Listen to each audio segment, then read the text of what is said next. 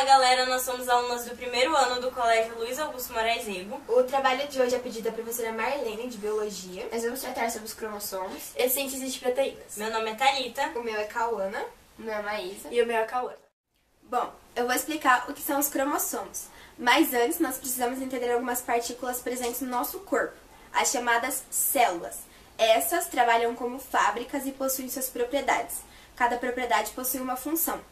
As propriedades existentes em todos os tipos de células são membrana plasmática, que é responsável por envolver todo o material genético e as organelas dentro da célula. O citoplasma, que é um líquido responsável por deixar essas organelas em deriva. E o núcleo, que está dentro do citoplasma e possui as informações genéticas. Presentes no núcleo estão os cromossomos. Os cromossomos são longas sequências de DNA com diversos tipos de genes e outras sequências de nucleotídeos. Os genes são responsáveis por definir cada característica do ser vivo e eles possuem um código para a produção de aminoácidos que são essenciais na síntese de proteínas. Em organismos eucariontes, os cromossomos estão em forma linear, com DNA dupla fita, altamente envelopados, estão presentes no núcleo e têm relação com as proteínas e com o RNA. O RNA trabalha junto com o DNA na síntese de proteínas. Já em organismos procariontes, os cromossomos se apresentam de forma com um DNA circular, não estão presentes no núcleo e nem têm relação com as proteínas. A principal função dos cromossomos é armazenar o DNA de uma forma condensada para caber dentro da célula, pois o mesmo possui informações como cor do cabelo, cor dos olhos, cor da pele e outras características daquele ser vivo. Como dito anteriormente, este daqui é um DNA de um cromossomo de um organismo eucarionte e este daqui é um DNA de um cromossomo de um organismo procarionte. O DNA aqui apresenta uma dupla fita e os nucleotídeos, que são essas basezinhas aqui dentro. Aqui é a mesma coisa, porém ele vai estar em forma circular. Eu vou explicar a estrutura dos cromossomos. Para explicar a estrutura dos cromossomos, vamos lembrar os conceitos de DNA, cromatina e como se dá a formação do cromossomo. DNA é uma dupla hélice formada por nucleotídeos com bases nitrogenadas, que são a adenina, a timina, a citosina e a guanina. O DNA é uma fita muito extensa que fica no núcleo da célula. No processo de divisão celular, o DNA precisa se compactar. Para que isso ocorra, ele precisa se juntar com a proteína histona. Então, conforme o DNA vai se juntando com a proteína histona, ele vai formando a cromatina. Podemos dizer, então, que a cromatina é a junção do DNA com várias proteínas histonas. Aqui nós temos o DNA, que começa a se juntar com a proteína histona. Quando o DNA se junta com a proteína histona, ele forma o nucleossomo. E conforme o DNA vai se juntando com mais proteínas histonas, ele vai formando a cromatina. Então, o DNA e as proteínas começam a se enrolar e se compactar cada vez mais, até formarem fios, que são esses fios aqui. Esses fiozinhos vão se enrolando uns nos outros até formarem o cromossomo. Agora eu vou explicar a estrutura dos cromossomos. Esse cromossomo está duplicado, pois ele apresenta duas cromátides, que são esses braços aqui. Essas cromátides são chamadas de cromátides irmãs, porque elas são idênticas umas às outras. Além das cromátides, ele também pode apresentar o centrômero, que essa parte fica aqui no meio, chamada também de constrição primária. Ela divide o cromossomo em dois braços e é responsável pelo movimento durante a divisão celular. Tem também a constrição secundária, que está presente apenas em alguns cromossomos e fica entre o satélite e o braço. E tem o satélite também chamado de zona site, que é a porção terminal do material cromossômico. É responsável pela reorganização celular depois do processo de mitose ou de meiose. A posição do centrômero nos permite classificar os cromossomos em 4 tipos: telocêntricos, acrocêntricos, submetacêntricos e metacêntricos. Então aqui nós temos as 4 diferentes classificações dos cromossomos. Esse é o telocêntrico, que possui o centrômero em uma das extremidades, tendo apenas um braço. Esse é o acrocêntrico, que possui o centrômero bem próximo de uma das extremidades, formando um braço bem grande e o outro bem pequeno. Esse é o submetacêntrico, que possui o centrômero um pouco deslocado da região mediana, formando 2 braços de tamanho desiguais. E esse é o metacêntrico, que possui o centrômero no meio, formando 2 braços do mesmo tamanho. Eu vou falar sobre os cromossomos sexuais e os cromossomos autossomos. Os cromossomos sexuais é um tipo de cromossomos encontrados na maioria dos organismos e tem como função determinar o sexo dos indivíduos. Os cromossomos autossomos não têm função determinante sobre o sexo, porém influenciam no crescimento e desenvolvimento das células. Nas células somáticas humanas são 23 pares de cromossomos. Destes, 22 são semelhantes aos ambos aos sexos e são denominados autossomos. O par restante compreende aos cromossomos sexuais, que recebem o nome de X e Y. No sexo feminino, existe 2 cromossomos X, e no sexo masculino, existe um cromossomo X e um Y. O cariotipo.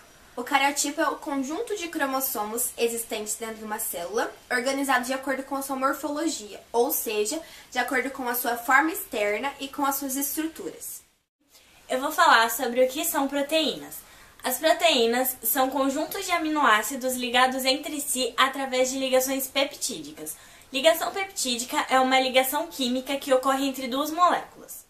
A síntese de proteína é um processo rápido que ocorre em todas as células do organismo, mais precisamente nos ribossomos, nas organelas encontradas no citoplasma e no retículo endoplasmático rugoso. Esse processo pode ser dividido em 3 fases: transcrição, ativação e a tradução. Bom, agora eu vou falar sobre a primeira etapa da síntese de proteínas, que é chamada de transcrição. Durante essa etapa, o DNA e o RNA vão trabalhar juntos. O que vai acontecer nessa primeira etapa é o seguinte: o cistón, que é um gene que possui informações necessárias para a síntese de proteínas, vai mandar uma mensagem para o RNA mensageiro, que também pode ser chamado de RNAM, e durante esse processo, as bases vão se parear, ou seja, a adenina do DNA vai se juntar com a uracila do RNA, a timina do DNA com a adenina do RNA e a citosina do DNA com a guanina do RNA. Um conjunto de 3 bases nitrogenadas formará o codon. O codon é o código genético responsável por codificar os aminoácidos. Logo após tudo isso, a mensagem do DNA sairá do núcleo e passará para os ribossomos, facilitando assim atravessar os poros da membrana plasmática, formando um molde para a síntese de proteínas. Como dito antes, este daqui é o DNA dupla fita com os nucleotídeos e esta barrinha em rosa entrando no DNA é o RNA, que aqui embaixo está representado um pouco maior. É uma única fita e possui os nucleotídeos divididos em 3 bases nitrogenadas que formarão o codon. Quando ocorre a transcrição, o RNA vai entrar no DNA e vai juntar os seus nucleotídeos conforme a forma certa. Adenina com uracila, timina com adenina, citosina com guanina e assim sucessivamente, conforme mostrado aqui ao lado. Eu vou explicar sobre a ativação dos aminoácidos, que é a continuação da primeira etapa, a transcrição. Nessa etapa, o RNAT, que é o RNA transportador, leva os aminoácidos que são soltos no citoplasma até os ribossomos. A ativação dos aminoácidos se dá por enzimas, que são substâncias orgânicas específicas, que se unem ao RNAT e formam um complexo ARNAT, que dá origem aos anticódons, que são nucleotídeos complementares aos códons do RNA mensageiro. Para que esse processo ocorra, tem que haver energia fornecida do ATP, que é uma moeda de energia presente no nosso corpo. Os aminoácidos são moléculas formadas por carbono, hidrogênio, oxigênio e nitrogênio. Existem apenas 20 tipos de aminoácidos que se juntam de formas variadas para formar uma proteína. As proteínas são formadas por uma ou mais cadeias polipeptídicas. Na fase de tradução, a mensagem contida no RNA mensageiro é decodificada e o ribossomo a utiliza para sintetizar a proteína de acordo com a informação dada.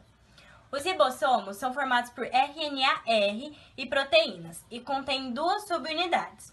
Na subunidade menor, ele faz ligação ao RNA mensageiro e na subunidade maior há 2 sítios, A e P, em que cada um desses sítios podem se unir a 2 moléculas de RNA transmissor. Uma enzima presente na subunidade maior realiza a ligação peptídica entre os aminoácidos. O RNA transportador volta ao citoplasma para se unir a outro aminoácido e assim o ribossomo vai percorrendo o RNA mensageiro e provocando a ligação entre os aminoácidos. O fim do processo se dá quando o ribossomo passa por um códon de terminação e nenhum RNA transmissor entra no ribossomo por não terem mais sequências complementares aos códons de terminação. Então, o ribossomo se solta do RNA mensageiro, a proteína específica é formada e liberada do ribossomo. Todo o processo acontece no citoplasma. Dentro do núcleo, primeiramente, o DNA e o RNA se relacionam durante a transcrição. Logo após, o RNA se torna RNA-M para exportar os aminoácidos para a próxima fase, passando os mesmos para os ribossomos durante a tradução. Após todo esse processo com o dobramento de cadeias polipeptídicas, formam-se as proteínas.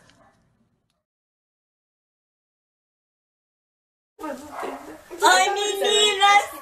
Dá pra gente mostrar essa parte, né? Colocar o meião.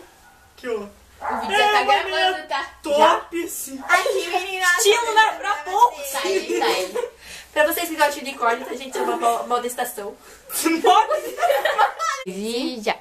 Bom, eu vou explicar. O que eu vou explicar? Os cromossomos. De novo, vai. Só falei, tá torta! Não. Isso me dá um tique. Arruma isso daí. Não tá torta. Assim. Agora tá reto.